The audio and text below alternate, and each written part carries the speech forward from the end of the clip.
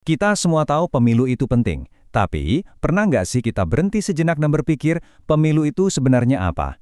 Cuma sekedar kewajiban 5 tahunan atau jangan-jangan ini adalah sekolah politik terbesar buat kita semua? Yuk kita bedah bareng-bareng. Nah, ini dia pertanyaan utamanya. Apakah pemilu yang kita jalani itu cuma sebuah ritual demokrasi aja, sesuatu yang kita lakukan karena ya emang udah jadwalnya? Atau pemilu ini benar-benar ruang kelas raksasa, tempat kita belajar jadi warga negara yang lebih melek politik? Oke, untuk bisa jawab pertanyaan tadi, kita harus paham dulu tujuannya apa. Jadi, kita mulai dari konsep dasarnya dulu ya. Apa sih sebenarnya yang dimaksud dengan pendidikan politik itu? Nah, ini dia definisi kuncinya. Coba deh, perhatiin kata upaya. Ini penting banget, karena artinya pendidikan politik itu bukan sesuatu yang datang gitu aja. Ini adalah proses yang sengaja dirancang untuk ngebentuk kita, warga negara, jadi pribadi yang paham, peduli, dan akhirnya bisa ikut menghidupkan demokrasi itu sendiri. Jadi ada 3 pilar utama yang saling berhubungan. Pertama, kita jadi sadar, oh ini loh hak dan kewajiban saya. Kedua, dari kesadaran itu muncul dorongan buat ikut serta, nggak cuma jadi penonton.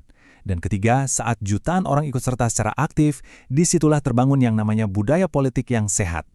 Ini sebuah siklus yang terus berputar. Tentu aja, yang namanya sekolah politik ini kelasnya ada di mana-mana. Pendidikan politik itu kita dapat dari banyak banget sumber yang akhirnya ngebentuk cara kita memandang dunia politik.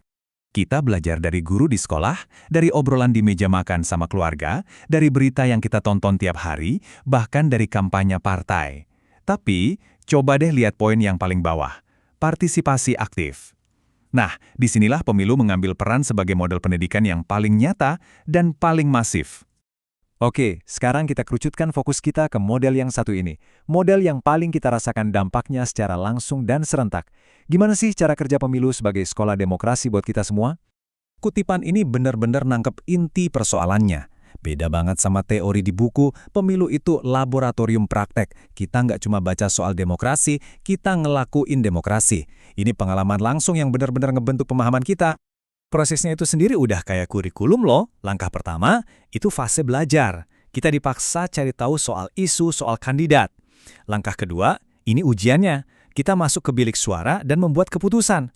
Dan langkah ketiga, ini bagian terima rapor, di mana kita semua ngerasain langsung konsekuensi dari pilihan kita selama 5 tahun ke depan.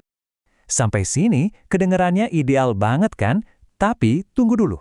Sekarang, ayo kita coba pakai kacamata yang lebih kritis. Seberapa efektif sih sekolah yang namanya pemilu ini? Ini dia, pertanyaan intinya.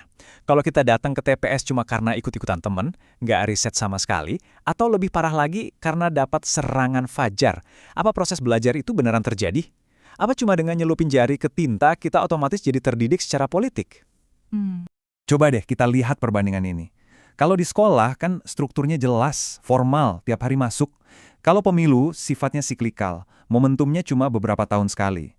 Fokusnya juga beda, sekolah itu ngajarin teori, sementara pemilu itu maksa kita ngambil keputusan praktis yang ada konsekuensi nyatanya. Dan yang paling penting, peran kita berubah. Dari siswa yang cenderung pasif nerima info, jadi warga negara yang harus aktif bertindak. Coba kita gali lebih dalam lagi. Di luar soal siapa menang siapa kalah, pelajaran apa sih yang sebenarnya kita serap selama musim pemilu? Mungkin kita jadi belajar pahitnya polarisasi.